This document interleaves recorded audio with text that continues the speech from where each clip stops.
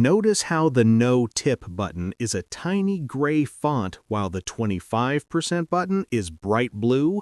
That's called a dark pattern. It's the same psychological trick used by gambling apps to keep you betting, and it's currently being installed in 80% of American point-of-sale systems to fundamentally change how you value money. Look, we've all been there. You walk into a coffee shop, the kind with the reclaimed wood and the $7 oat milk lattes. You order a simple black coffee. It takes the barista exactly 12 seconds to pour it into a paper cup. Then it happens. The iPad. The barista spins that screen around with a practiced flick of the wrist. You see 3 giant buttons, 20%, 25%, 30%. And tucked away in the corner in tiny 8-point gray font that requires a magnifying glass to see is the No Tip button. Suddenly, your heart rate spikes. You feel the heat in your neck. The barista is standing right there. The line behind you is getting restless. You feel like a total jerk if you don't hit at least 20%. So you tap the screen, your $4 coffee becomes a $5 coffee, and you walk away feeling, well, kind of robbed, but also guilty for feeling robbed. Here's the thing. You're not imagining it. Tipping in America isn't just getting annoying, it's fundamentally broken. It's transformed from a reward for exceptional service into a hidden tax used to subsidize the payroll of multi-billion-dollar corporations. And today, I'm going to show you the math and the psychological dark patterns being used to separate you from your hard-earned money. Because, look, this isn't just about a few extra bucks at the coffee shop. This is a symptom of a much larger shift in how our economy handles labor and debt. My name is Chris, and we're breaking down the broken state of tipping culture. If you're someone who feels tip fatigue, that constant pressure to pay more for less service, and you're tired of feeling like the bad guy for just trying to stick to your budget, make sure to hit that subscribe button and give this video a thumbs up. It really helps the channel out, and it tells me you want more deep dives into the psychology of how your money is being spent without you even realizing it. Make sure you stick around until the end of the video because I've put together a specific list of actionable steps and a personal tipping manifesto that will help you navigate these screens without the guilt. Now, you might be thinking, Chris, it's just $1. Why are you so worked up? Well, because that dollar is part of a multi-billion-dollar psychological experiment. According to a recent survey from Bankrate, roughly 66% of Americans now have a negative view of tipping. That's 2/3 of the country.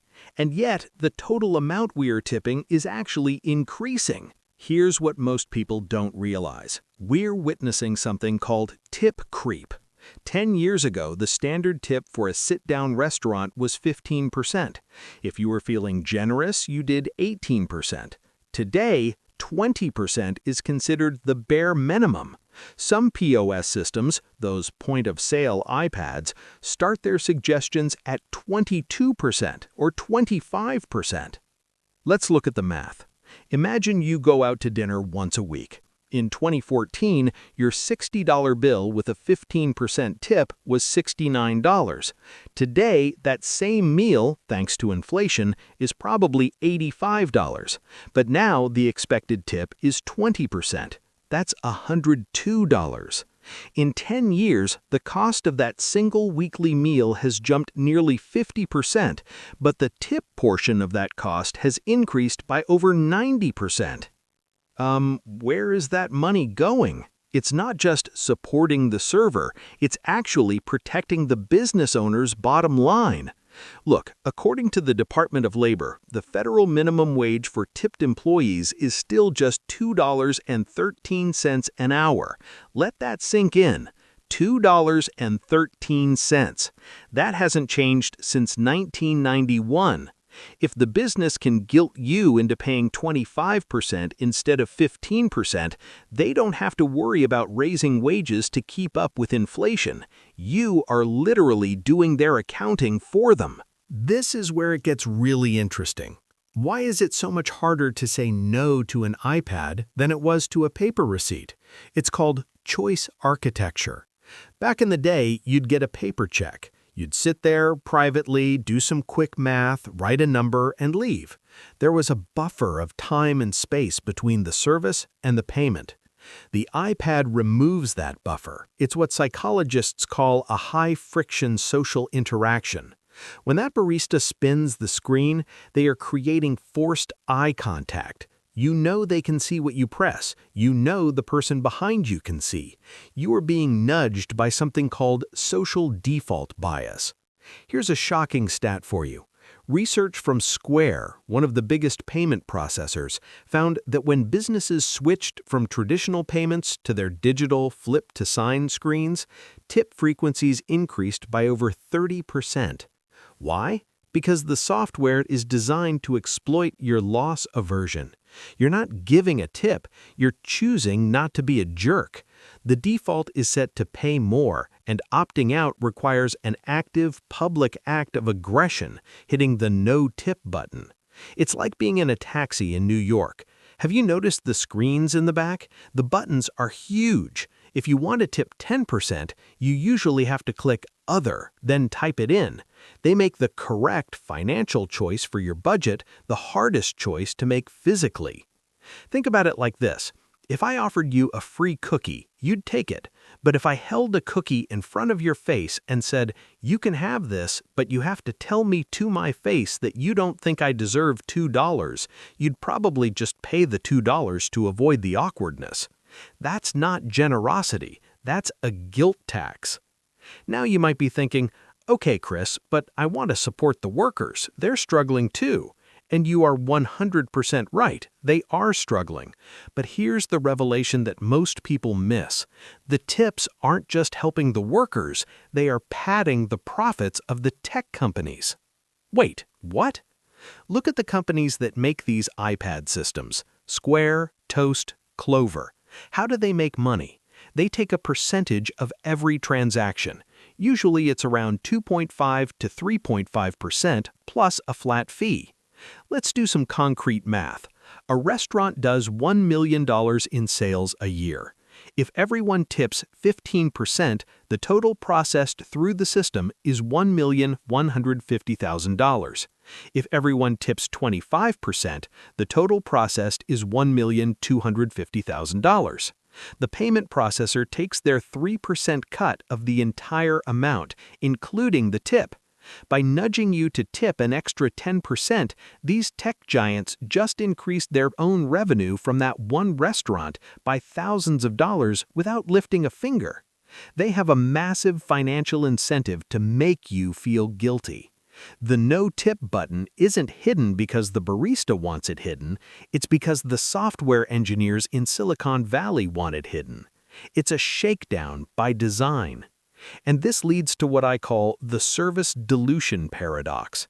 As tipping spreads to everywhere, the self-checkout at the airport, yes, that's real, the automated car wash, the online clothing store, the value of the tip decreases. When you tip 20% for someone who actually waited on you for an hour, it feels right. When you tip 20% to a computer screen at a self-checkout where you did the work, the social contract of tipping breaks. We start to resent the act of giving. And who suffers? The actual servers at sit-down restaurants who rely on those tips to pay rent. Because of tip fatigue, people are starting to tip less at the places where it actually matters. So how do we actually fix this in our own lives? How do we stop paying this guilt tax without feeling like a total villain? Look, I'm all for being generous. If you have the means and someone genuinely makes your day better, by all means, bless them. But we have to stop tipping out of fear. Generosity is a choice. A shakedown is a technicality. Here is my financial sanity guide to navigating the digital age of tipping without losing your mind or your retirement fund. 1. The standing versus sitting rule. This is my golden rule, and it's the easiest way to simplify your decision-making. If you are standing up when you order and standing up when you receive your food or drink, the default tip is 0. When you go to a counter service spot, the price on the menu is designed to cover the overhead, including the labor of the person handing you a muffin. The exception? If you're a regular and they know your name, or if they handle a complicated 12-step custom order with a smile, sure, throw $1 in the jar. But 20% for a handoff? That's not service, that's a transaction. Compare that to a sit-down restaurant where someone is bringing you water, timing your courses, and literally cleaning up after you. That is labor-intensive service, and the 18 to 20% standard applies there because the system, as broken as it is, relies on that for their base pay. 2. Ignore the suggested percentages. Here's what most people don't realize. Those iPad screens are almost always programmed to calculate the tip after tax. Why does this matter? Let's look at the math. If you have a $100 dinner and your state tax is 10%, your bill is $110. A 20% tip on the food, $100, is $20. A 20% tip on the total, $110, is $22. You might think, Chris, it's only $2, but you're tipping the government's cut. If you eat out twice a week, that tax on a tax adds up to over $200 a year for absolutely no added value.